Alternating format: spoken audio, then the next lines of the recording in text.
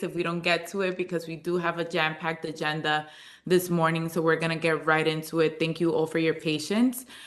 So good morning once again, pursuant to Chapter 4, Section 85, and Chapter 69, Section 2706 of the New York City Charter. A joint meeting of the Bronx Borough Service Cabinet and Bronx Borough Board will take place this morning, Thursday, December 15th at 10:10 virtually via WebEx.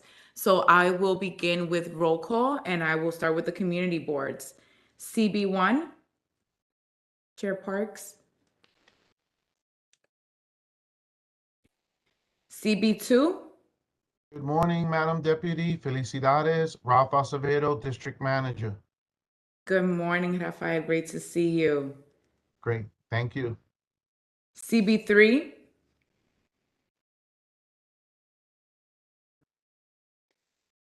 CB4, Good morning. Felicidades a todo el mundo. Robert Galmendez, Chair. good morning, Mr. Chair. Great to hear from you. CB5, Good morning, Madam Deputy. Dr. Borough Chair. good morning, Mr. Chair. Great to hear from you. CB6, Good morning, Rafael Morde, Community Board 6. good morning, Rafael. CB7, Good morning, Carla Cabrera Carrera, Bronx Community Board 7. Good morning, Jahaira Arias, Chair, Community Board 7. Happy holidays. good morning, Madam Chair. Good morning, Carla. CB8, Good morning to everyone. Healthy and happy. Laura Spalter, Chair, Community Board 8. And good morning, this is Kira Gannon, District Manager. Happy holidays, everyone. good morning, Madam Chair. Good morning, Kiara. Great to see you both. CB9,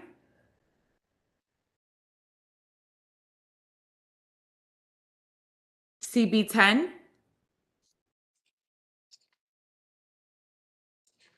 CB11, Good morning, Madam Deputy. This is Serena Muniz, Chair of the Community Development and Budget Priorities Committee.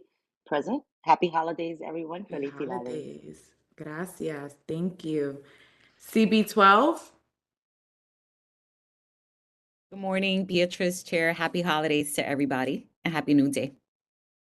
Good morning, George Torres, Community Board 12. good morning, George. Good morning, Madam Chair. Thank you all for joining us. Moving to council members. District 8, CM Diana Ayala. District 11, CM Eric Dinowitz. Good morning, Deputy, and good morning, everyone. Tim Beer from Councilmember Eric Dinowitz's office. Happy holidays.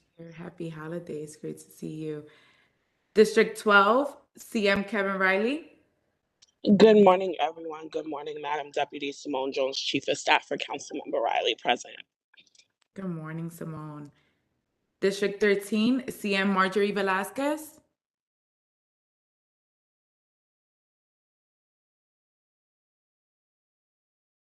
District 14, CM Pierina Sanchez. Good morning, Madam Deputy. Samantha, Chief of Staff for Councilmember Sanchez. Hello, everyone. Good morning, Samantha. District 15, CM Oswald Feliz.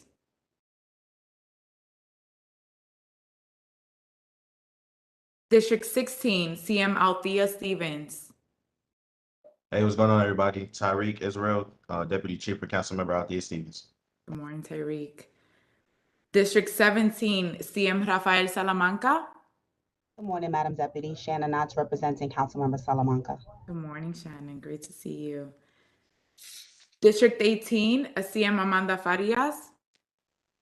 Good morning, everybody. Randy Malman, Chief of Staff for Councilmember Amanda Farias. Good to see everybody. Good morning, Randy. All righty, great. Thank you once again for attending. We have a jam-packed agenda as always, but I just want to acknowledge that this is our last borough board of the year. Thank you all for your patience, for being present, for collaborating, and for bringing forth the questions that are necessary and working with our city agencies and our presenters to ensure that our borough gets the equitable resources that it deserves. So again, I want to thank each and every one of you for your patience. with the new administration for welcoming us and holding space while we're having some really good conversations that are moving our borough forward. So I just want to acknowledge you all for that. Thank you, thank you, thank you for your contributions. So we'll get right into it. This morning, we have a presentation from our very own NYC Commission on Human Rights. We have Orlando Torres and Aya Alba Jalali. I hope I am pronouncing your last name correctly. Please correct me if otherwise. It's fine. It's Al Gabiali. Got it. Okay. With an overview on the salary transparency law. So, Commission, please take it away, and thank you so much for this presentation. Great. Thank you so much, Madam Deputy President. Happy to be here with everyone today. I'm just going to share a PowerPoint, if that's okay. It's not a very long presentation, but we do want to give time if necessary for any questions and stuff. So Ayad is going to start us off, and then yeah, I'll finish it up, and we'll see if anyone has questions. Sure. Thank you so much, Orlando. Good morning, everyone. I'm so happy to be here, and so happy to see familiar faces and names. Again, my name is Ayad Al Gabiali, and I'm the Associate Human Rights Specialist at the New York City Commission on Human Rights. We're going to be presenting today on the human rights or the salary transparency law that went into effect on November 1st. So the New York City Commission on Human Rights, we're a city agency, of course, right? That's in charge of enforcing the human rights or the city laws, city human rights law, and educate the public and on their rights and obligations under the law. Our mandate is really just to prevent and protect all New Yorkers from any type of discrimination or harassment.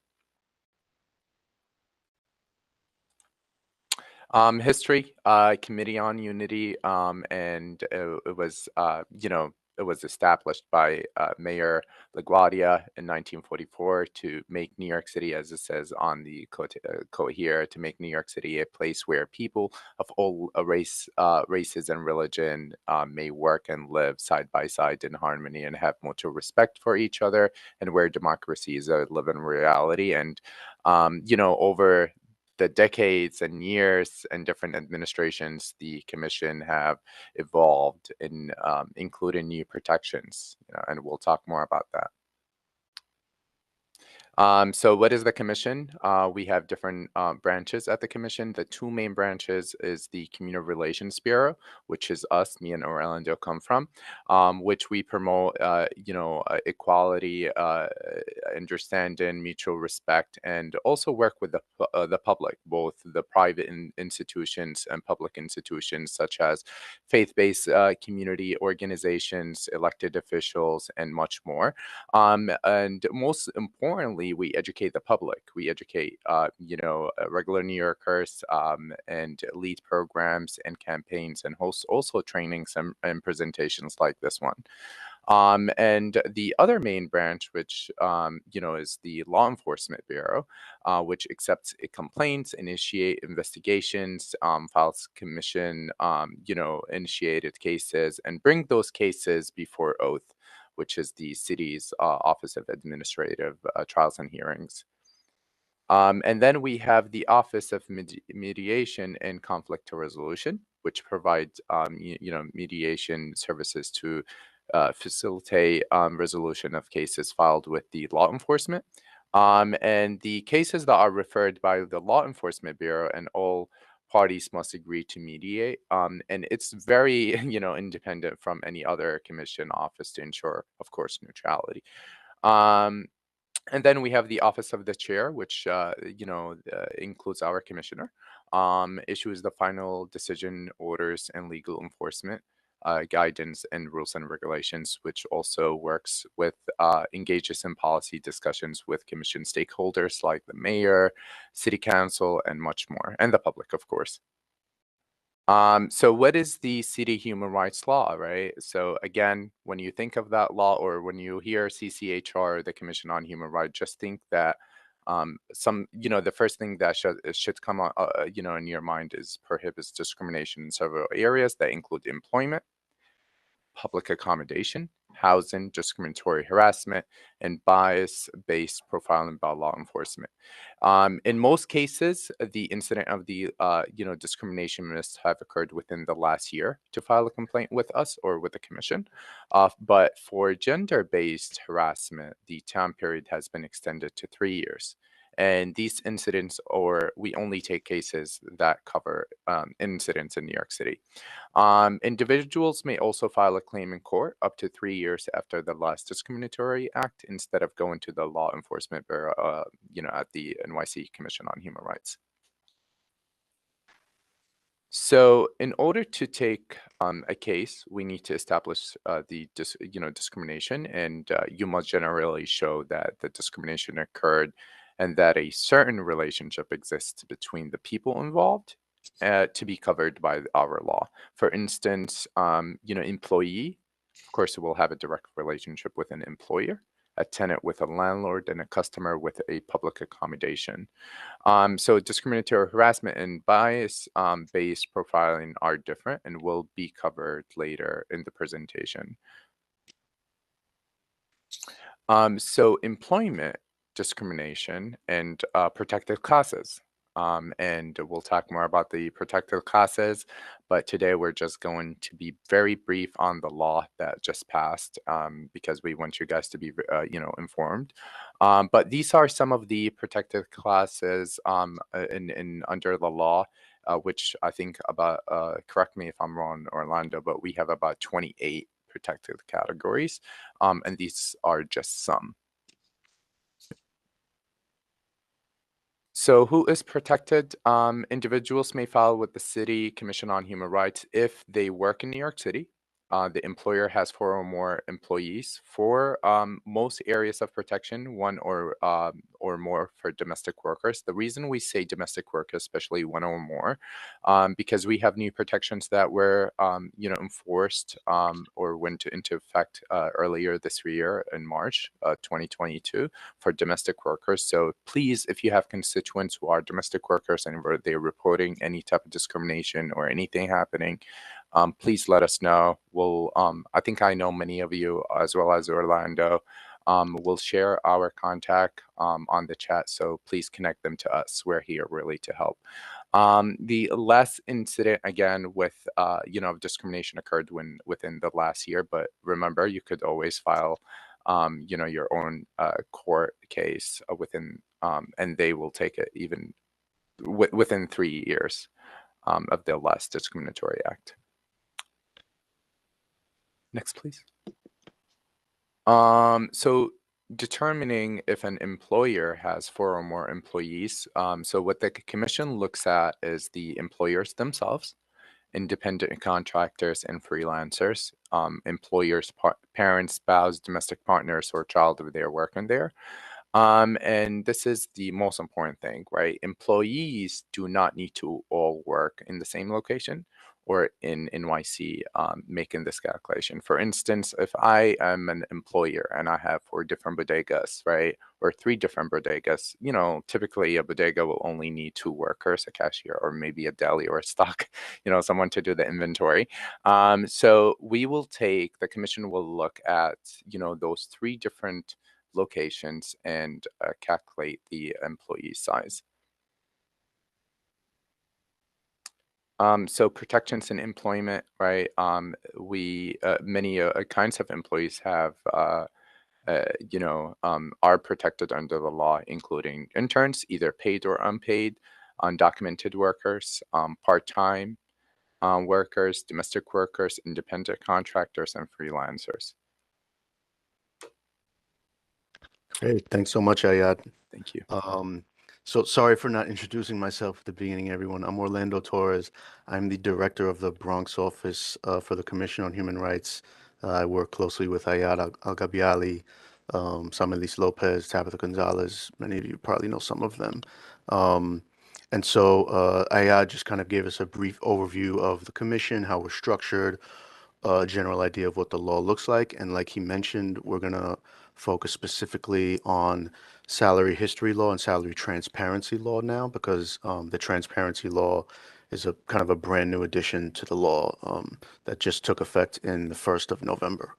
But just to cover what salary history looks like a little bit, because this has been an important part of the law for the past couple of years. Just important to keep in mind that employers cannot ask applicants questions about or make statements intended to solicit information about the applicant's current or prior earnings or benefits. An employer can't ask an applicant's current or former employer or employees about that applicant's current or prior earnings or benefits, and an employer shouldn't be searching public records to learn about, a job applicant's current or prior earnings or benefits. So bottom line is, if you're an employer, you don't want to be asking questions about what an applicant makes or used to make at a former job, right? What you can do as an employer is make statements about what you plan to pay for a position that you're hiring for. You can also ask an applicant what they would like to be paid or what range they're looking for in terms of salary. You just can't make questions about or make statements trying to find out what that applicant used to make or makes at a current another job, basically. So something to keep in mind. And then, like I mentioned, in terms of the salary transparency in job advertisements, effective November 1st, any employer with 4 or more employees or 1 or more domestic workers that advertises jobs in New York City has to include a good faith salary range for every promotion, every job, and transfer opportunity that they advertise. So employers have to include a minimum and a maximum salary in that range. So essentially, what that looks like is job advertisements in the past would often say $15 an hour or up to $50,000 a year in annual salary. Those would no longer be following the law in New York City, right? You have to provide a minimum and a maximum number on that job advertisement. So does this new law apply to my job postings? Any employer, as I mentioned, with 4 or more employees or 1 or more domestic workers is covered. All employment agencies are covered under the law, regardless of their size. And there is a temporary help firm exception. This new law does not apply to temporary help firms looking to fill their pool of available workers, but any employer working with a temporary help firm has to follow these new salary laws. Which job listings are covered by this new law? So it's any advertisement for a job or an advertisement for a promotion or transfer opportunity to be performed in New York City, whether that's in the office, in the field, or remotely, is covered under the law. And then all advertisements are covered under the law, no matter the medium, right? So whether it's in a newspaper, on social media, other websites, those advertisements are covered under the law and should follow this new law. So what info must be included in my job advertisement as an employer, right? Employers have to state, like I said, that minimum and maximum salary that they're willing to pay for a position. The range cannot be open-ended. So like the example I gave is there. So like, any salary number and then saying and up or up to are not consistent with the law. So how are we defining salary? It's also important, right, to understand. So salary includes the base annual salary at any job or the hourly rate of pay, regardless of frequency of payment, right? It will not include things like health, life, or employer-provided insurance, paid or unpaid time off work, any contributions to retirement or savings like 401ks. It won't include severance pay, overtime pay, commissions, tips, bonuses, stocks, etc.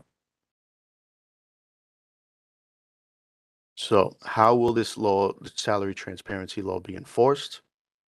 Employers and employment agencies who are found to have violated this part of the human rights law may have to pay monetary damages to those affected, amend their job advertisements, or provide other forms of relief.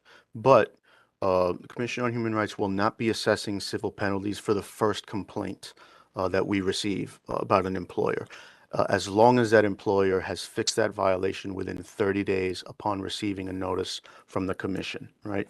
So if you're an employer and you get a notice from us that we believe you have violated the salary transparency law, you do have 30 days to make it right, and we will not be, levying any penalties or moving forward with action legally.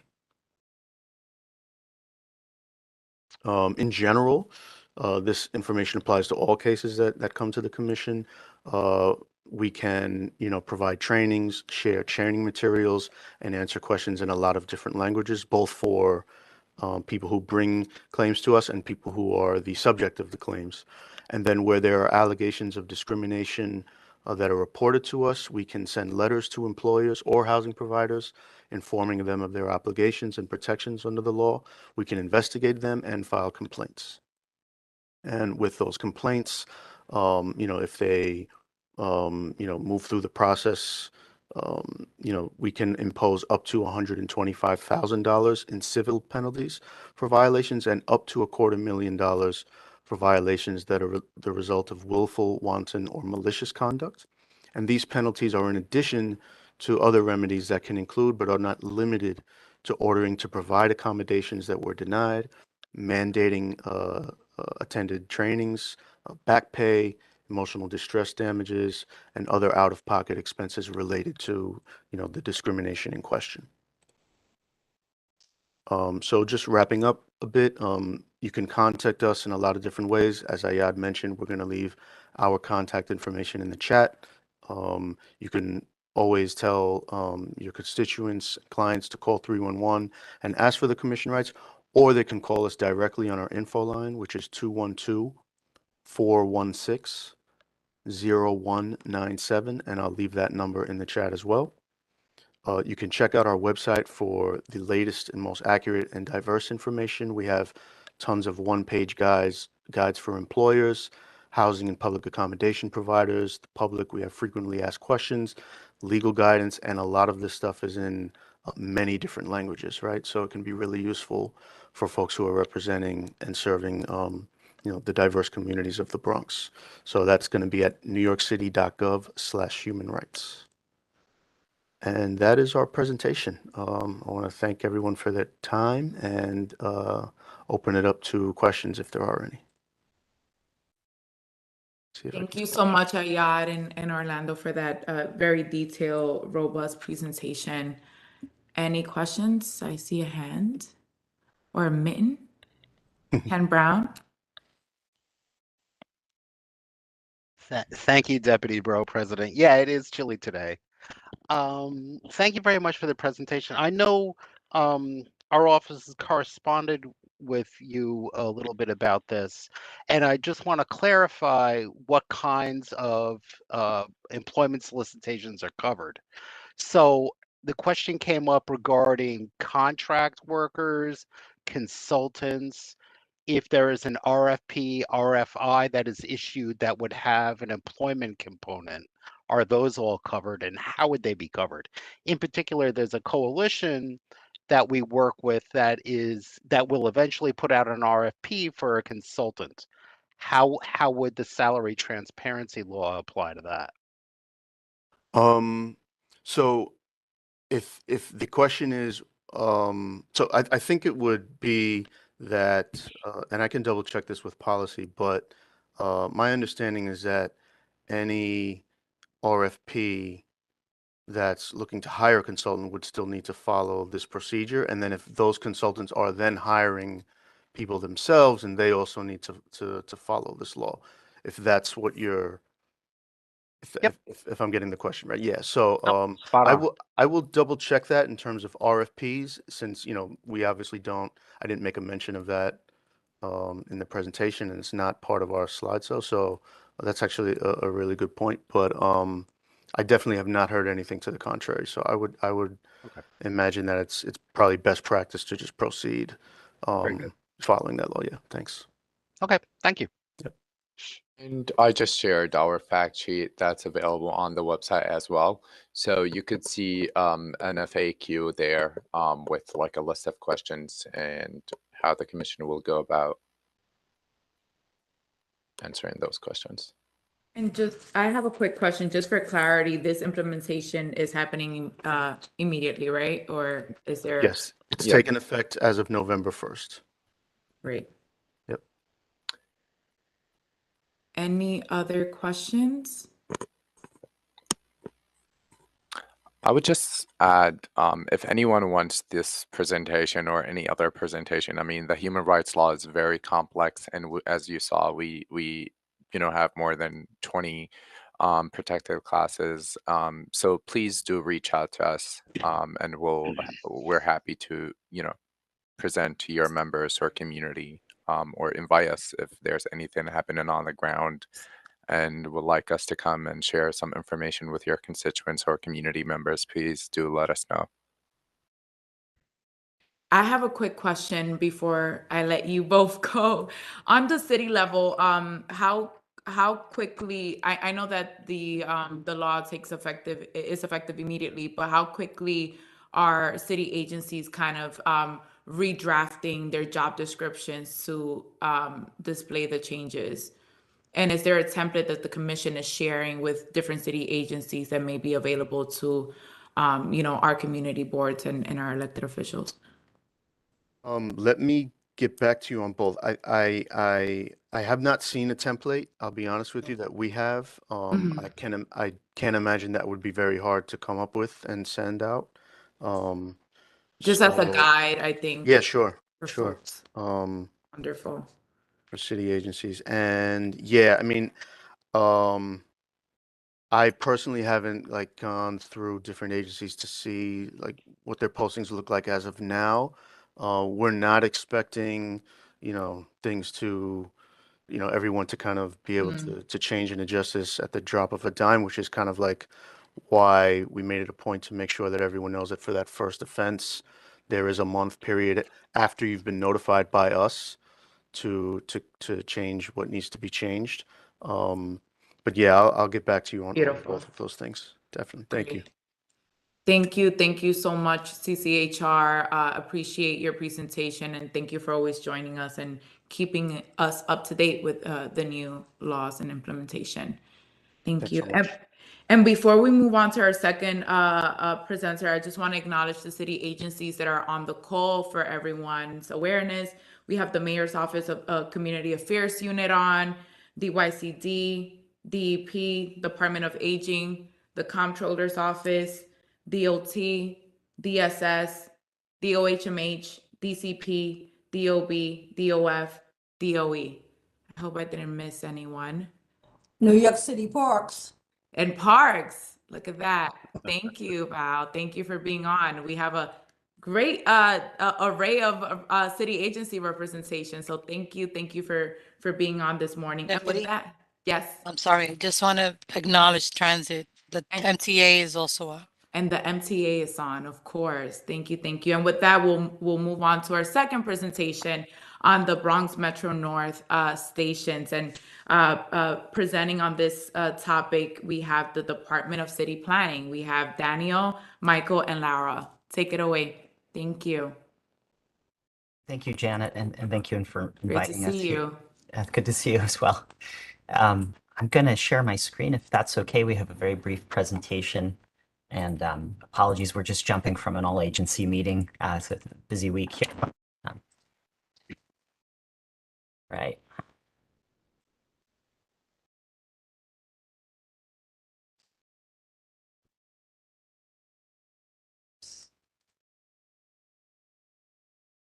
Can everyone see my screen now?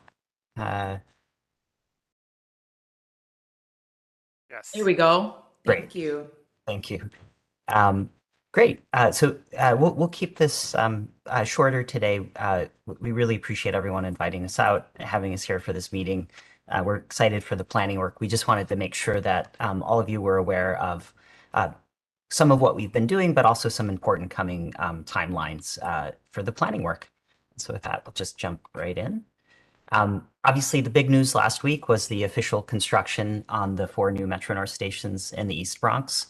We're very excited about this. We often get the question, what are we doing as a city if the state is building the stations? And the answer is our work is totally complementary and has been a great complementary process over the last 4.5 years working with the MTA. They'll build the stations, they'll run the service, but they've really been looking to city to do the planning work. Okay. Just a quick reminder that planning work does involve all 4 stations. This is really important work. It can be everything from sidewalks on the south side of Erskine over by Co-op City to improvements under the Bruckner at Hunts Point and many other kinds of improvements.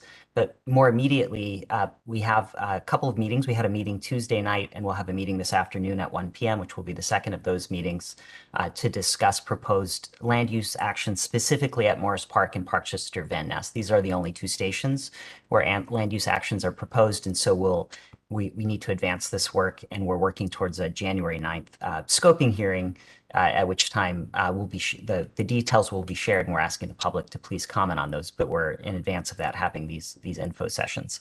We are well aware that Morris Park has a number of other critical issues that need to be addressed, including traffic circulation and some important capital needs. And we know that Parkchester is a real opportunity to tie together the Parkchester and Van Ness communities that are sort of severed today by Tremont and the conditions along East Tremont. And so we've been focused on that and how we allow for some more housing there, some more jobs and housing over at Morris Park, and some of the retail we've been hearing about as a desire over the last 4.5 years. Just a quick reminder of where we've been for those, or just to lay it out for those that might be new to this, we officially launched on July 31st of 2018 with a working group that was a mix of elected officials, community board members, many others, institutions, community groups that were on the working group. And we very quickly went out. We had meetings in the fall of 2018, workshops really for Morris Park and Parkchester Van Ness. We followed up pretty quickly in the spring of 2019 with some initial recommendations for what could be done around those stations, not only regarding housing and jobs, but also looking at basic pedestrian improvements. For instance, the need for sidewalks and improved sidewalks on the north side of East Tremont Avenue, desires for additional connections to the stations, desires for additional park space and that sort of thing. Then in the summer of 2019, we went out and we had our workshops for Co-op City and Hunts Point. Those were great. Co-op City, we were out at the community center right by the library there. And then Hunts Point, we were out at the Point, which I imagine many are familiar with in there. And we had some very successful workshops. We heard a lot about what was needed there. Hunts Point, it was very focused on the condition under the Bruckner and making people feel comfortable getting to and from the station. At Co-op City, it was about what does it look like to really make sure Co-op City is thoughtfully connected to the station, which is near Section 5 of Co-op City, but otherwise is pretty far away. And so there was a lot of talk about buses and that sort of thing. We came out in the spring of 2021 as we tried to figure out a way to keep the planning work going despite the pandemic. And so we came up with a remote way of doing that. We had a remote open house. Perhaps some of you were part of that. We had Zoom sessions. We had small group sessions. We had remote office hours that allowed people to sign up at their leisure and be part of those conversations, but one-on-one. Sometimes people prefer one-on-one conversations, and we were happy to do that and keep it going. We had some long-form surveys. And what we were really sharing in 2021 was an update of the 2019 initial recommendations, as well as some additional detail on Co-op City and Hunts Point. And so really where we are now is we had been spending the last year or so taking in that round of comments, working obviously on the side with elected officials, community board partners, others, making sure we weren't missing critical points. And what we're sharing today and what we shared on Tuesday focuses specifically on the jobs and workforce development components of that work, on the open space and public realm, term we use sometimes for that work, and then also on the proposed land use changes to promote additional housing and to help grow the job center, particularly at Morris Park, and to address some of the other concerns that came up during the planning work. This isn't the end of the planning work. We will keep doing this and keep working on what we call implementation for years now. The stations will come online, we're told, in mid-2027. And so we see it, the onus on us as the agencies from the city that are working together to do this work to make sure that really the neighborhoods already are well connected to the stations when they come online, that we haven't missed opportunities or key things. And that's sort of where we are. Sorry, I'll go back here quickly. You can see some of the images of the outreach over the years. You might recognize St. Raymond's Elementary School in the second image. I believe the third image was over at Co-op City. And then I'm certain many might recognize the Point there with its yellow walls in the third image, but been out a number of times over the years. We're just previewing here really quickly. I encourage you to either go back to our recording from the Tuesday session, where we also heard from council members Riley, Farias, and Velasquez, and the borough president was kind enough to record a message for us to share during that meeting. You'll hear from Chair Gorodnick as well, and as well as the MTA. But there's a much more detailed step through of the zoning and what we're seeking to accomplish there. But here I'll just say conceptually, you know, we have the station. We're very excited about the station. We're very happy there was a second entrance added on Unionport. That was a big community ask early on in the process. We're working on the potential for potentially additional entrances. You know, this is very early on, but we have a number of large sites, particularly around Parkchester, that offer opportunities to add housing in what is definitely a housing crisis at the moment, but also to add some of those uses we heard about from the community. Perhaps some larger retail space that allows for some uses that don't currently exist along East Tremont Avenue, some additional housing in the sort of the reddish areas you can see to sort of transition down to the existing neighborhood context, but really focused on the stations here. This was an early sketch that we shared in 2021, and I think probably a little earlier too, of what it might look like to improve East Tremont Avenue, taking in the comments from the community. Sidewalks on the north side of East Tremont Avenue were a big concern. There will be a plaza that will be built by the MTA. We're trying to understand how we might expand upon that a little bit. Crosswalks, there are no crosswalks for a half mile between Unionport Road and Bronxdale, and so that was a big focus. And so this was just an early sketch from one of our designers to kind of try to bring that to life. Morris Park is unique in itself. It's one of the 10 largest job centers in the city already today. It's growing in its own way today. Some of you might be familiar with the redevelopment of the northern portion of the Bronx Psychiatric Center. So there's a lot happening. We have here Jacobi Hospital. We have the Albert Einstein College of Medicine in Montefiore, sometimes now referred to as Montefiore Einstein. They're under joint ownership. We have Calvary Hospital. We have the consolidated Bronx Psych at the southern portion of the Hutchinson Metro Center here. So there's a lot going on. The station's going to land right in the middle of this. We think there's a real opportunity to build a meaningful plaza here that ties these campuses together. There will be pedestrian connectivity over the rail line. We know that today there's already a really important relationship between the institutions across the rail line. And so we want to facilitate that. In terms of what we're proposing for the zoning, we would like to concentrate the densities around the new plaza. We think this makes sense, a mix of housing and office, retail that complements the plaza and makes it a place that people feel comfortable being in, but also where they can find the kinds of things they want. Moving away from there, slightly more of a mid-density, we're proposing same mix of uses in terms of allowing for office, but also allowing for housing. And then as we move north in the sort of bluish area, you can see, again, similar to over at Parkchester, a thoughtful transition down to the existing communities there, but allowing for more housing and allowing them to move forward. There's much more we could talk about here. Again, I do encourage everyone to, if you're able to go back and watch Tuesday night session or to tune in at 1 p.m. today. This is, you know, just to get some excitement going. This was a conceptual a rendering of what a plaza might look like at Morris Park that has the stairs and the elevator landing. There's still a lot of work to be done here, but we've been working with our agencies partners, including Parks and DOT and others. We've been working with the institutions. We've been working with the MTA to make sure we're not missing opportunities to really highlight this job center in the Bronx, to create a real front door to the Morris Park Job Center, but also to create much needed open space that we've heard about a lot over the years. We really like this plaza example because the way these things work, this was actually a recommendation that came out of one of our very early workshops. We want open space. Someone threw out the idea of a plaza. We started to try to understand where that might even fit in. And we think we've come to a proposal that makes a lot of sense. And so we're excited to advance that. This was just another nighttime rendering of what a plaza might look like at Morris Park. go. And then just to make sure, and I know we're very limited time here, we have definitely been out and doing the planning work around Co-op City. Co-op City is unique in that you can see the station is quite a ways away from most of the sections of Co-op City. It's pretty close to Section 5. This was a sketch of the condition down by Section 5. You have I-95 here.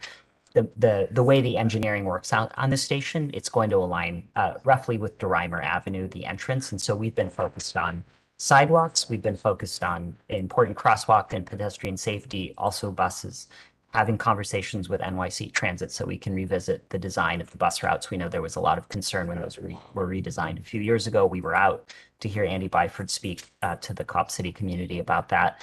And we think there are some other opportunities to generally improve circulation and address some of the concerns we've heard about parking and people safely, comfortably getting to and from the station. We heard a lot about lighting, for instance, at night, and we're going to work to address those sorts of things.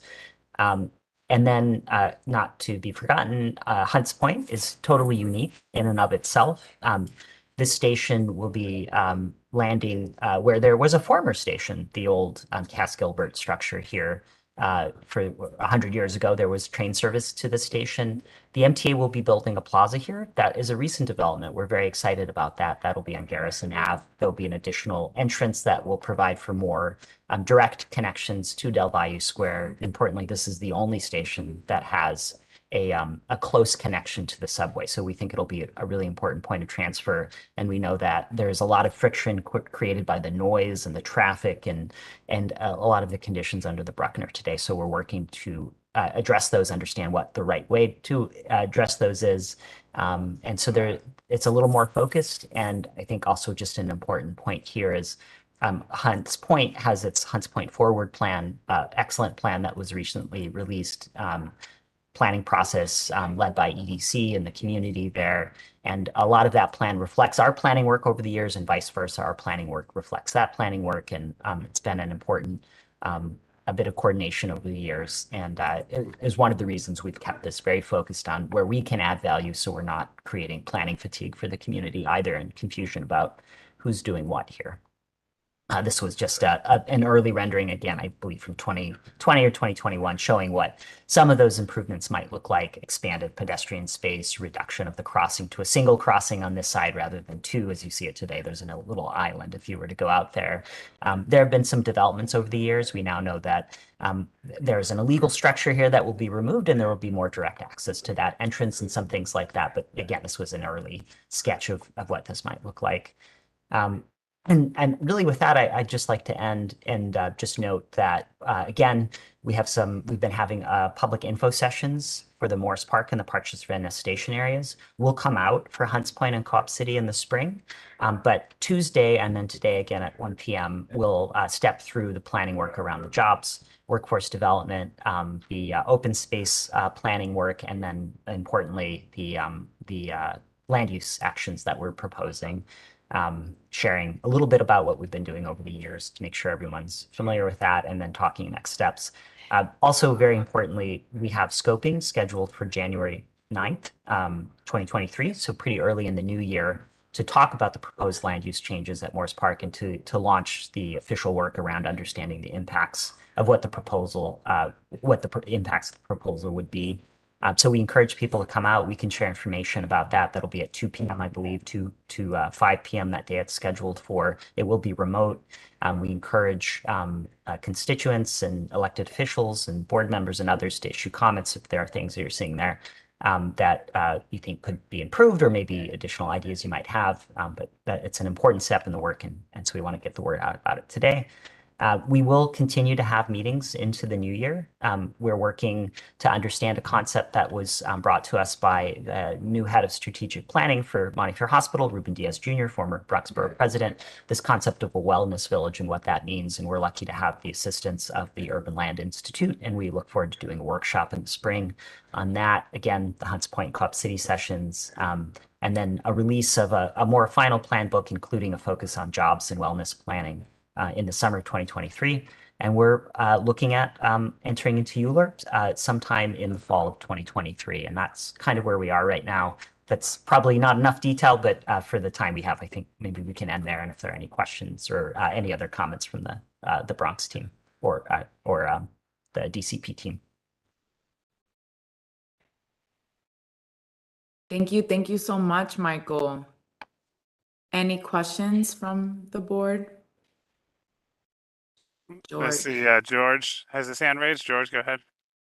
Thank you. Good I morning. love this mitten feature. It's really cute. I wanted to speak on, I had gotten an email from one of my board members in regards to the Co-op City location and creating additional access points.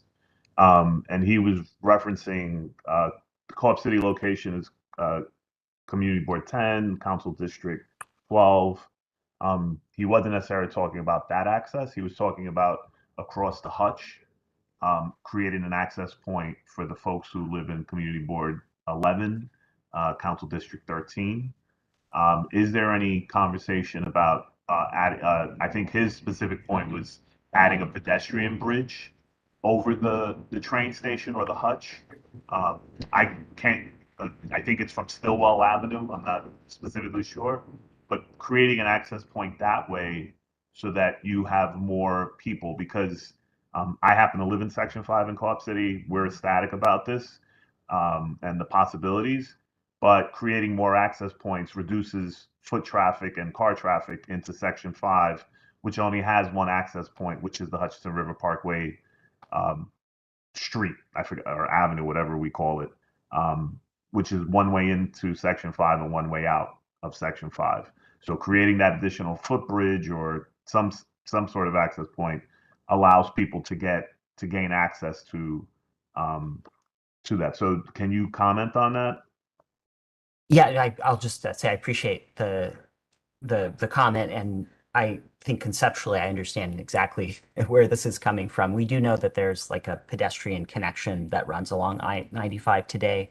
There had been some initial conversations about how we might better connect to City Island, to be honest, is what we had heard the most about in some of the public sessions, and if there are potential for additional bike connections or whatnot. I had not heard about the connection over the Hutchinson River Parkway, but we'll be having these conversations, and we'll continue to have them. The planning work is not done at all, and so I appreciate it. We'll take note of it. I think our first step will just be to understand the connections that exist, maybe talking with DOT and understanding what is possible there. Yeah. Thank you. Yeah. Wonderful. Any other questions? I don't see any other hands raised. And I know, thank you, Chris. And Michael, I know that there's a video conference information session later on today from 1 p.m. to 2:30. If you can just share the link so that folks can share with their constituency, that'll be helpful. I'm going to drop that in the chat right now before I sign off, if that sounds good, and we can make sure everyone has that. And is there language accessibility for the video conference? Yeah, a very good question. So we have Spanish language accessibility, I think. We may have others, but at least Spanish. And so we'll have a couple slides that will also be read off in Spanish during this session. But there is live interpretation that will be available. So if someone needs that language accessibility, it will be there. Great. Wonderful, wonderful. Thank you again to the Bronx team over at DCP. Thank you for always being available whenever we call. We really appreciate your collaboration and constant information sessions on the Bronx Metro North stations. Great. Thanks, Janet. Thanks for having us. Thank you, Michael. Thank you for being here. All righty. So up next, we have our Bronx Borough Commissioner of the Department of Transportation speaking to us about the 2023 Open Streets application process. Good morning, everybody. Keith Kalb, Interim Bronx Borough Commissioner, Department of Transportation. Thank you for putting us on the agenda this morning. I know it was sort of a last-minute ask, and we really appreciate that. Happy holidays to everybody. I want to just recognize a few folks who are here with me today. I have Teresa Cruz with us today, Jesus Soto with us today, Kevin Perez, all from my office, and we are here to discuss the 2023 Open Streets program. I also have the senior program manager, Kyle Gorman, who's going to be showing you a presentation on our Open Streets programs. And can we give Kyle access to show Kyle's here, right? Yeah, I heard hey. Kyle earlier. Okay, so Kyle's going to show you basically the Open Streets program is meant to transform streets into public space open to all. These transformations allow for a range of activities that promote economic development, support schools, and provide new ways for New Yorkers to enjoy cultural programming and build community. Kyle's going to explain to everybody that the application process for 23 is open. And Kyle, if you want to take it away. Great. Thank you, Keith. And hello, everyone. Thanks so much for having me today to talk all things open streets. I'm going to go through a presentation that admittedly is a little long, so I will go through it quickly because I don't want to take up too much of everyone's time. But there's a lot of really great information and photos here just about the upcoming 2023 Open Streets season. So I'm going to first just go over all the great work that we've did over the last year and then touch on what's coming up for 2023, and then also give an overview of a lot of the resources and operational layers and the types of support that we offer to our partners to make sure that Open Streets is a success. So starting off with Open Streets 2022 Wrapped, in the spirit of Spotify Wrapped, our program last year was the biggest and best year yet. I really want to underscore that none of the work that we do with Open Streets is possible without our community partners. So really the partnership piece with different types of community-based organizations is a huge facet of what makes Open Streets what it is and what makes it so successful. So we definitely love to highlight all the partnerships that we've been able to do. There were over 28 miles of Open Streets at 211 locations across all 5 boroughs of New York City, and 430 city blocks were designated as Open Streets over the last year. We launched the season in April around Earth Day with the largest Car-Free Earth Day event. Our new commissioner, Commissioner Rodriguez, when he was a council member, really pushed hard for DOT to create this Car-Free Earth Day event, and his new role as our commissioner really wanted us to do the biggest and best Car-Free Earth Day event. Many of you might have known that we transformed Mosholu Parkway in the Bronx as a part of Car-Free Earth Day, transforming the southbound lanes into a space for programming, bikes, pedestrians. We brought the circus. There was a lot of scooter demonstrations and lots of great work. And we did lots of other events all throughout the city too. This one in Woodside on Woodside Ave, another on Avenue B in Manhattan, different types of programming and specific to Earth Day, a lot of like green and ecological oriented and sustainability types of programming. And we were also fortunate throughout the season to be joined with over 50 new partners that joined our mission of promoting the use of streets as public space. In the Bronx, we worked with a group called the Citizens Crime Commission along with Street Lab to activate a new open street on 141st Street in the Bronx. Really great success. And this was a particular site that we've been working in close coordination with the community to sort of start to think in the long term potentially about what's possible and using open streets as kind of a easy to do, quick build type of activation, and then really start to have bigger conversations about a more formal infrastructure that could potentially be implemented on these blocks. With lots of other new sites around the city too, and in Queens on a dead end street in Adderley Park, another new site in Queens, in Laurelton. Really the core function of Open Streets, like I said, is partnership. And throughout the pandemic, we've been able to work with a more diversified set of partners than ever before, including business improvement districts, formal and informal community-based organizations, schools, and groups of restaurants. I'm going to touch on this in just a few minutes, but the reason why we had a number of new partners with Open Streets this year is actually because of schools. A lot of you may know that Open Streets is the new home of Play Streets. So we're taking all the great work of the 100-year history that Play Streets has had in New York City and giving it sort of to this love and care that comes along with open streets. So if you know any school, public, private, charter, and everything in between, they can apply for open streets now, and I'll touch on that later in the presentation.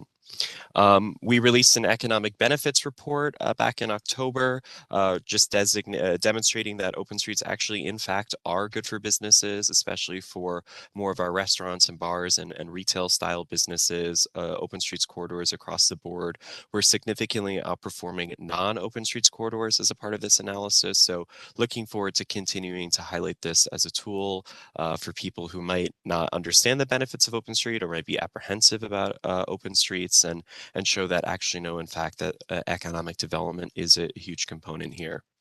And like I mentioned earlier, a core function of open streets is kind of helping people reimagine streets as public space, and that really evolves to tapping into DOT's wider transportation and public realm planning toolkits. So some of our open streets grew up, I like to say, and redesigned as plazas, shared streets, and beyond. 34th Avenue in Queens has new plazas, bike lane features, traffic calming all along this 1.3-mile corridor, a new plaza on Underhill in Brooklyn, and lots of other projects in the queue for 2023, including a few in the Bronx. So by this time next year, we'll have lots of great photos and great things to report on related to some formal transformations of these streets. Also on Halloween, we launched Trick or Streets, which is a new activation layer sort of for open streets. On Halloween, it's actually one of the busiest days of the year for pedestrians.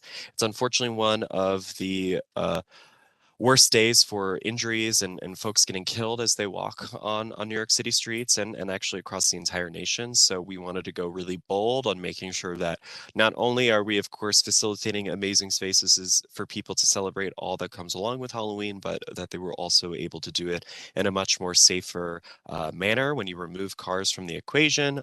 So we launched a lot of great Halloween trick or streets over the last year, and looking forward to adding more of those in 2022, including in the Bronx as well. And then finally, one of our most exciting new layers, and you've got one last weekend to check it out if you haven't been, the 5th Avenue open street in Manhattan along between 57th and 48th Streets was just launched on December 4th, and this upcoming Sunday is the final weekend. It's looking like it's going to be sunny but brisk, so if you want to visit Manhattan and Midtown and take in all the things that this part of the city has to offer during the holiday season, definitely a really amazing transformation of this corridor as a part of holiday open streets. So the last thing I'll just say before we look ahead towards 2023, whereas DOT's core mission, many people think, is just transportation and getting people and goods from point A to point B, we also are in a unique position to really transform our streets, to enhance everyone's quality of life, economic development, community building, social ties. When we make more space on our streets for people to walk, bike, sit, gather, and really come together, we're really greatly increasing the value of one of our most ubiquitous public resources, and that is our streets. Something I like to say is that, not everyone might live near a park or other types of recreation or open space, but everyone has access to a street and sidewalk. So that really puts the Department of Transportation in a unique position to really transform these streets and really enhance the public realm, like I said, and quality of life, economic development, and so on. So that's a little bit about 2022 open streets. Now getting into the new year, because we want to have new open streets, we want new partners, we want bigger, better, everything greater open streets, especially in the Bronx in 2023. So I'm going to highlight some of what it takes to apply. You already know what open streets are, I think, at this point. Keith gave a great intro to the program, noting that it's basically transforming streets in a public space for all. Lots of different types of things can happen on open streets when they are designated as so, and we work with a whole slew of formal and informal types of organizations to execute open streets citywide. For 2023, we have more resources and support to offer to our community partners than ever before. Really significant investments in the last year have been made into this program. So we are really encouraging all partners to apply regardless of capacity, experience, background, goals, hopes, wishes, desires. We will work with you to right size the level of support so you are set up for success, whether it comes to funding, materials, programming, operational and technical assistance. We have a lot on the table. And a huge part of that is our public space programming initiative that I'll touch on, and concessions, and so on and so forth. So like I said, we work with a whole slew of different types of partners, whether they be formal or informal. We just ask that they have some ties to the community that they're trying to host an open street in. This can include schools, business improvement districts, civic associations, block associations, informal groups of merchants that have come together, groups of neighbors that have come together that might not necessarily even be a part of a block association or something like that. We really want to encourage all types of entities to apply. If a school is applying, though, it must be submitted on behalf of the school's administration, not necessarily a parent or a teacher. It needs to come from someone in the administration arm of that particular school. So there's three main types of open streets. The first is the limited local access. This is a street that is designated for bike and pedestrian use and enjoyment, but it still allows for limited vehicle access and parking and emergency access as needed. And when drivers, though, use the street, they must adhere to an advisory 5-mile-per-hour speed limits. The next type of open street is the full closure type of open streets. This is where there's no through or local traffic or parking, and the street is completely closed to cars, and a lot of vibrant layers really come to be, such as expanded outdoor dining, programming and activations, just a new open space and for members of the community to come together. This is a great example of that would be Arthur Avenue in the Bronx, or Jennings Street as well. So that's where you're seeing a lot of those more vibrant types of activations, like I mentioned earlier. And then the third type of open street is the full closure for schools, which essentially, like I mentioned, replaces play streets. We are allowing for the typical types of activities that took place under play streets, such as expanded outdoor recreation opportunities and outdoor learning. But we also allow open streets for schools to facilitate safer pickup and drop-off operations in the morning and the afternoons, when there's obviously a lot of activity in and around schools. So here's just a couple photos, just demonstrating all the things that I just detailed about the specific types of open streets. This is a limited local access open street. Here's a photo of a full closure open street. You can see with the outdoor dining, programming and activities, and just generally a lot more space for people to walk, bike, and enjoy a car-free street. And then here's a photo of a play street. This one in particular is being used for recess opportunities, but like I said, we're pretty liberal in allowing the schools for how they use open streets for safer pickup, drop off, recess, play, learning, so on. So there are a few expectations that we do have of our partners. Like I said, we have a lot of resources on the table to support you to execute open streets, but we are expecting our partners to be some level of boots on the ground, advocating for open streets, programming open streets, sometimes helping out with operations and other types of things behind the scenes. You are our community champions in a lot of ways, and there's a few different things that we expect of you with operations, outreach, setting up any programming and movable furniture, light sanitation support, and so on. All of these responsibilities are further detailed in the application. There are a few just application documents that I'm not going to go into great detail right now that you do need to submit as a part of the application. New partners submit a full application and upload all these documents. Returning partners are able to use information that had been previously submitted, as well as the documents. So it's a pretty streamlined process. But the docs include a site plan, detailing where things are going on the street, management plan, how you're going to make it happen, outreach plan, how you're going to let your neighbors know about the open street, letters of support that can come from elected officials, community boards, merchants groups, residents, civic associations, and so on. And then a budget proposal just detailing how much you think it's going to cost you. And then we use this information to put together a funding package and different types of support. I'm just going to quickly skip through these, and I'll share the deck later on after for you all to take a deeper look at some of these examples of the documents. Because the last thing I wanted to highlight on was just the resources and the operational layers that we have here to support our community partners. So there's three main types of support that's offered. The first is funding. You do have to be a nonprofit in order to receive this funding, and it's based on the number of blocks, days, and months that your open street is, as well as an equity factor that is set forth by the Streets Plan. The New York City Streets Plan does designate certain priority investment areas that DOT has goals of investing a little bit more in these areas, especially from an equity perspective. So there is just that cold hard cash that's on the table to help our partners as well. And then there's a number of other grant opportunities that come up with city agencies, other types of community-based organizations and nonprofits that have also partnered with DOT to offer funding for open streets. Secondly, which is actually one of our most valuable and sought after levels of support, is through a partnership that we have with the Horticultural Society of New York. The Hort, as they're known, is one of our longtime partners at DOT. They have, I think, nearly 100-year history as well in New York City, and many of you might be familiar with them through your own work. But the Hort, through a contract that they have with us, has the ability to manage up to 30 open streets across the city. So this includes providing, setting up barriers, taking them down, horticultural support for planters and tree pits and other types of horticulture opportunities, light sanitation support throughout the day, given that sometimes there is a need for that, and other types of maintenance services that are offered. A number of the sites actually that have been a part of the Open Streets program in the Bronx have actually been receiving this particular level of service, most notably Jennings Street, Willis Ave, and Alexander Ave. And we'd love to throw a couple more sites in the Bronx in the mix for next year, because we realize that we want to make sure that some of our lowest capacity partners actually have this available to them. So like I said at the top of the conversation, we're really encouraging all partners, regardless of background and experience, to apply, and everyone will be considered for these types of services, and we'll reserve them for our highest need partners and in our equity geographies.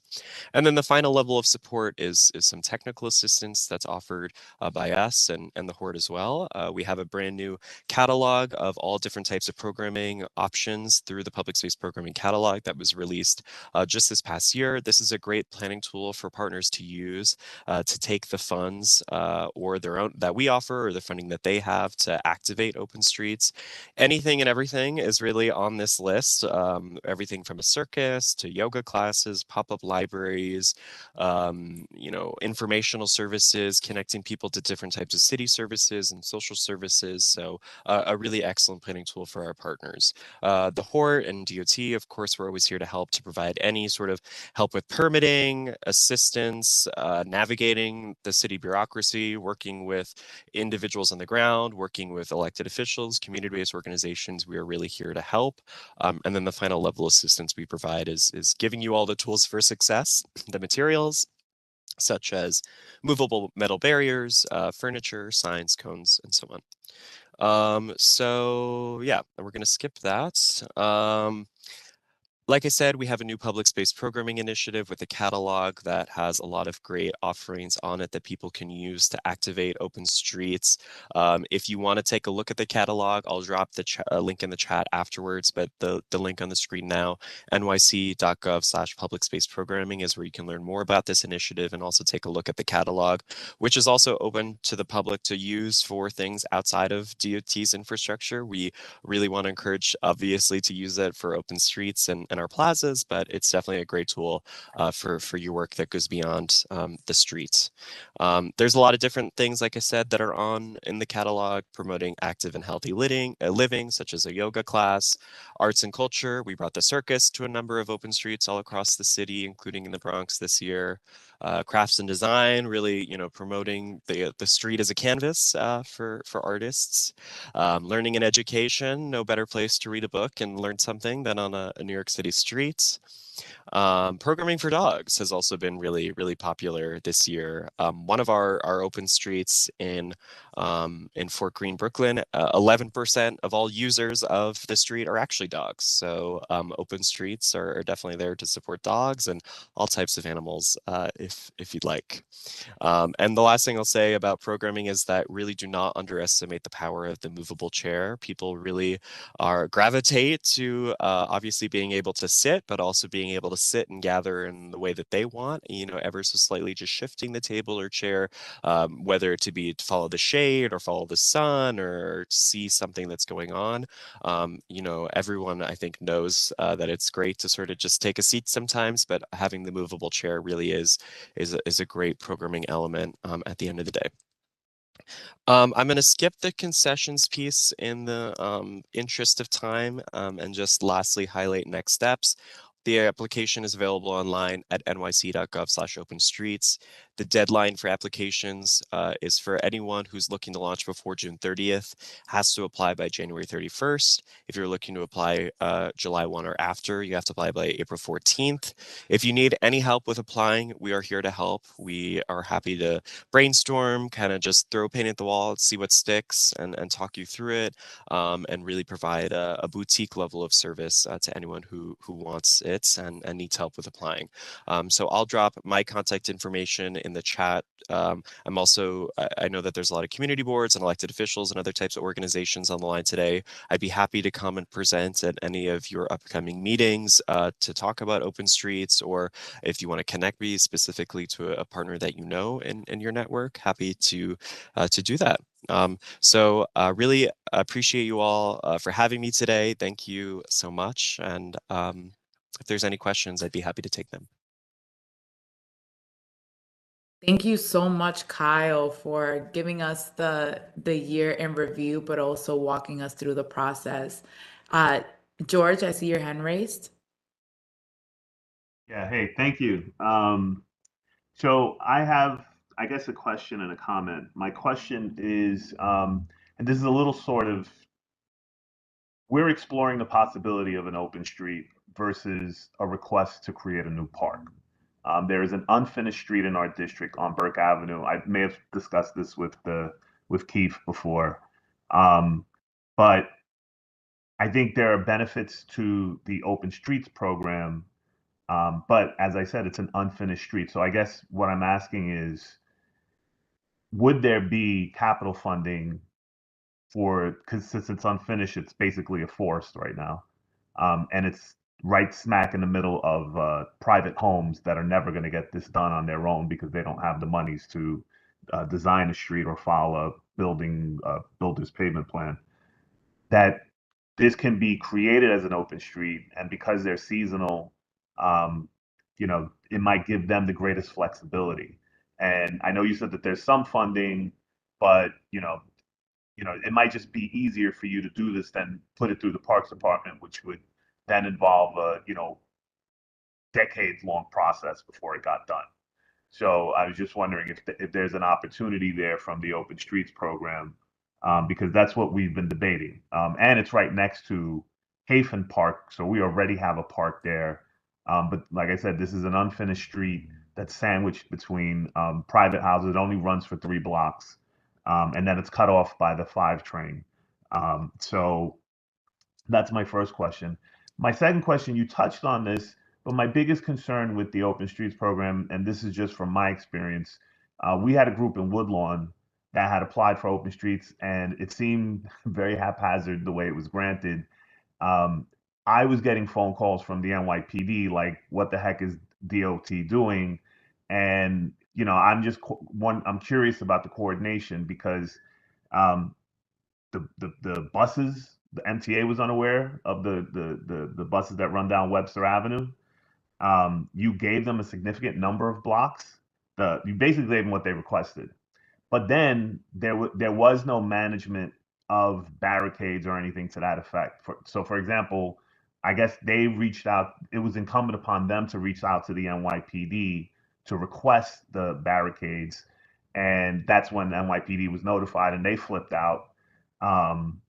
So we avoided that. I'm sorry to Yeah. interrupt. You said this was on Webster Avenue?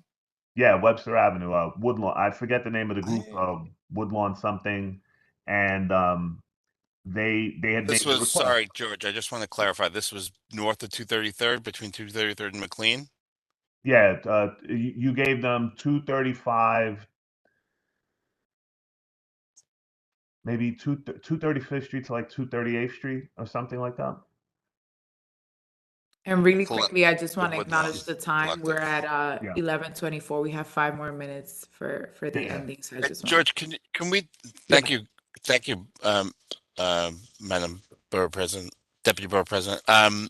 George, the issue with Webster, can we talk about that offline? Well, no, but I think that this is important for all my colleagues and everybody that's doing this, because the problem is the city of the mayor's office and their SAPO unit would not give this to them. Yet you guys did. And that's my concern. And that's my point about the coordination. Because when I was in CAU, there were certain streets, you guys were going to shut down White Plains Road. And we had to step in and say no to that because of all the buses that were coming up and down just for one person making that request. And that's why, my concern is always on the vetting of these applicants and making sure that these people are not, I'm sorry, I don't have a better way of saying this, the people who are off reservation and just want to do things for doing sake. You have to vet these things incredibly closely, because I got the phone calls. NYPD, the precinct commander, Patrol Borough Bronx, calling George Torres that doesn't have the authority to grant this. So that's what I'm saying. We don't have to discuss it offline because it didn't happen. The NYPD put the kibosh on it. That also raises another issue. What if you have a situation where the NYPD is saying no to DOT? So, who prevails in that situation? I'll let Kyle answer that question about the coordination between the NYPD. We coordinate directly with the NYPD, but I'll let Kyle answer that question. Yeah, I mean, I would just say the same thing. I mean, we coordinate with the NYPD. We have the specific people that we coordinate with at NYPD. I am not particularly, up to speed with how everything trickles down there, but, in my experience, it's sometimes, to maybe the community affairs officer or to some of the folks who are on the patrol beat, like they're not fully up to speed on open streets, and it might only be at a higher level at NYPD. But totally heard. I'll admit it's a little bit of a one-man show over here at DOT with open streets. It's really just been me predominantly managing this program over the last 2 years. I managed a similar program called Weekend Walks before the pandemic. So I've been doing this type of work for a long time, but totally agree that there's definitely a lot of work to be done on operationalizing this program into sort of just the wider New York City ecosystem and working in close coordination with our partners. I think over the pandemic, we've definitely taken a little bit more of a liberal approach in approving a lot of applications, but in the sort of goal of quantity. But I think a lot more we're going to be focusing on quality moving forward, but also making sure that quality is done in an equitable way, because we realize that it's not always the same case and same groups of folks in every single neighborhood that are able to sort of self-organize and get this off the ground. So that's why we have all these great resources on the table to help our partners. Would be happy to talk with you offline with Keith about Webster. I'm not super familiar with that particular site. So yeah, feel free to reach out to Keith and we can talk more. Wonderful. Thank you so much. And before we break into our borough president's announcements, I just want to give the floor really quickly to Ms. Anita Antonetti with a update and an announcement from DYCD. And thank you all for your patience. I know we're running a little behind. We'll do it very quickly. Thank you. David, can you put up the the slides very quickly, and I'll make sure it's clean and neat.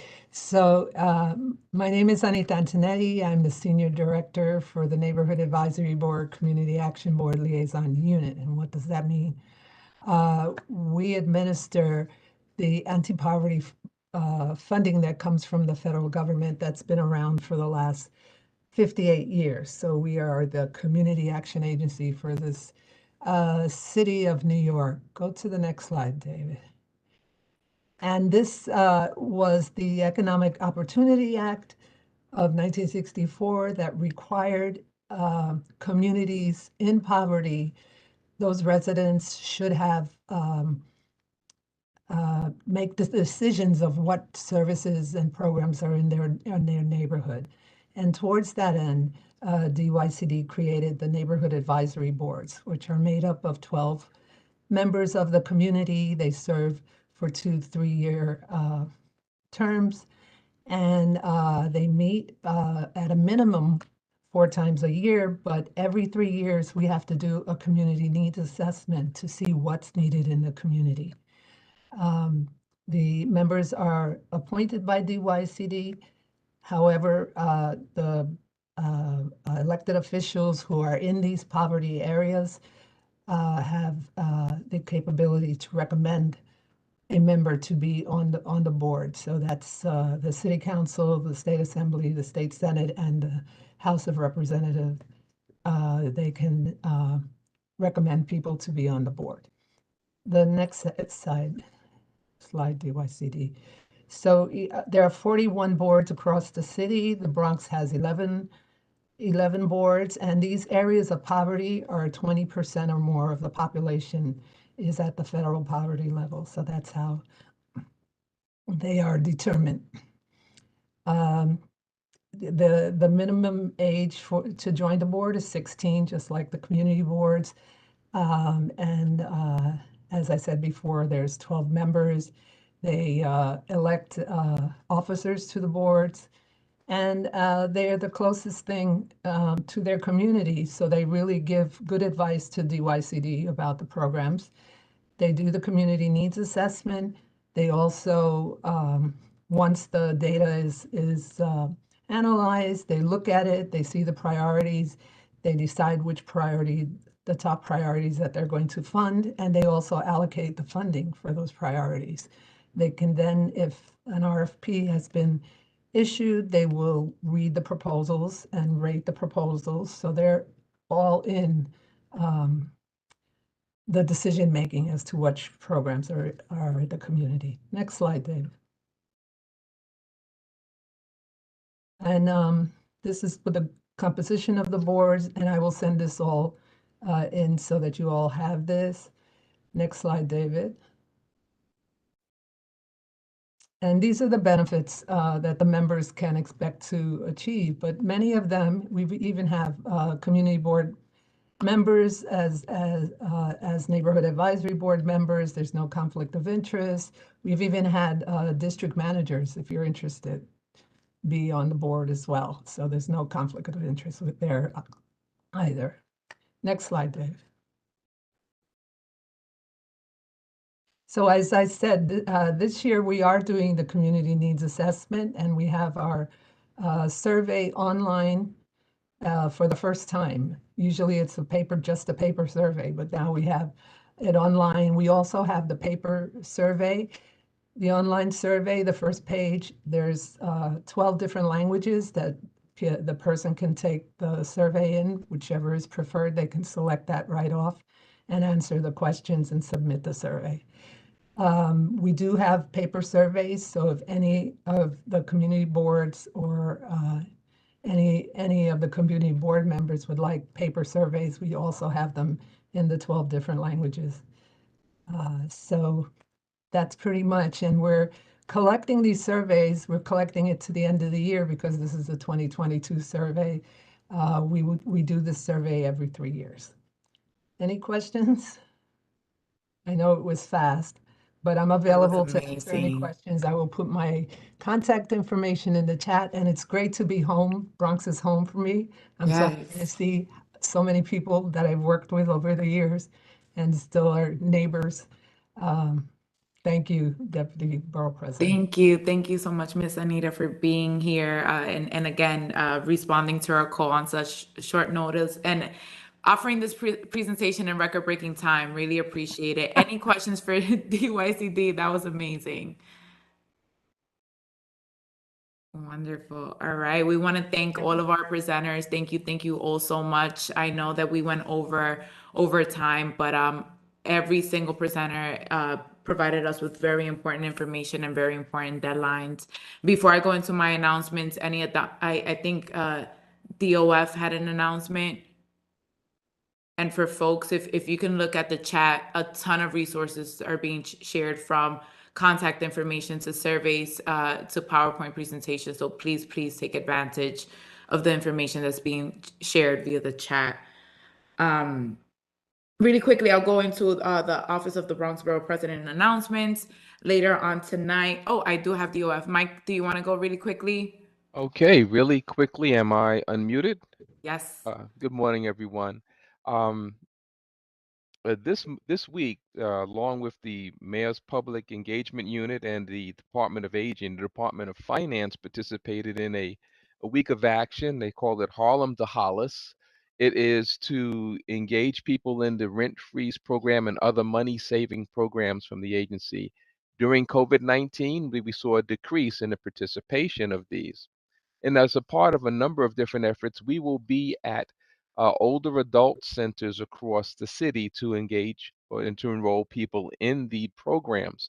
I'm going to put the locations that where we'll be in the Bronx, in the chat, so that you can see. And it's starting as soon as next week, starting on the 20th and then the 27th and then into January. I'm going to put that information into the chat. So that's for the community boards and locations that have many tenants that are in rent stabilization. For the areas that are heavily in co-ops and condos, there's also the condo and co-op abatement. Now, this is the time where owners of co-ops and condos should alert their management that this is their primary residence. The management must re-up or to stay into the program if they choose to participate. It's been linked to a prevailing wage law that was passed, so they're going to elect whether they're going to be in the program or not. But contact your management to find out about that, if they are in or out for the coming tax year. And finally, for the community boards that are heavily homeowners, 1 to 3 family homes, upcoming will be the notice of property value that is sent out to all homeowners, and we'll be doing outreach in the community as well for those who have questions about their market value and assessed value and getting exemptions. So look for that coming in January. That's my announcements, and guys, have a great rest of the day. Thank you so much, Mike. And yes, please share the resources and the upcoming events in the Bronx. That would be really helpful. Alrighty, so I'll try to match Mike and Anita's speed here. From the Office of the Bronx Borough President, tonight we have our RESO-A Capital Funding Workshop for Bronx educators. It'll be hosted from 6 to 9 p.m. at Hostels Community College, Building C, over at the Hostels Cafe. Proof of vaccination or a negative PCR test result is mandatory to gain access into the building. I'll drop that information in the chat as well. So for any Bronx educators, schools, local schools, please encourage them to attend our RESO-A Capital Funding Workshop. Our HIV Council is hosting their quarterly virtual meeting, the HIV Roundtable virtual meeting. It'll be held this Wednesday, December 21st from 3 to 4. We also have a RSVP link, Mara, so if you can just drop that in the chat for us as well. And in the spirit of the holidays and our holiday season, we are hosting our menorah lighting on the 20th of December at 5 p.m. right here at 851 Grand Concourse, followed by our other menorah lighting celebration on the 21st at 10 a.m. at the Riverdale YMCA. Hope to see you all there. And followed with our Dia de Reyes, our Three Kings Day event. We've scheduled it for the 4th of January at LPAC. More details to follow. as well as our Martin Luther King celebration event scheduled for the 16th and location to be determined as well. Again, our final last Borough Board of the Year 2022 was a blessing and a test, but we all made it through. Thank you all so much again for your collaboration, for your coalition and your support. We look forward to our continued collaboration, our continued partnership. And again, we thank you all for your patience through and through in this virtual world. And hopefully, you know, we'll have more in person in the coming year. Happy holidays. Feliz Navidad, Feliz Año Nuevo, Happy New Year. And I'm sure I'll see a ton of you throughout the week and over the weekend on our, you know, amazing toy giveaways. Thank you all. Thank you to our presenters. Be well. Happy holidays. Happy holidays. Stay Happy warm. holidays. Happy holidays. Happy holidays, Bye, everybody. everyone. Stay safe. Be healthy.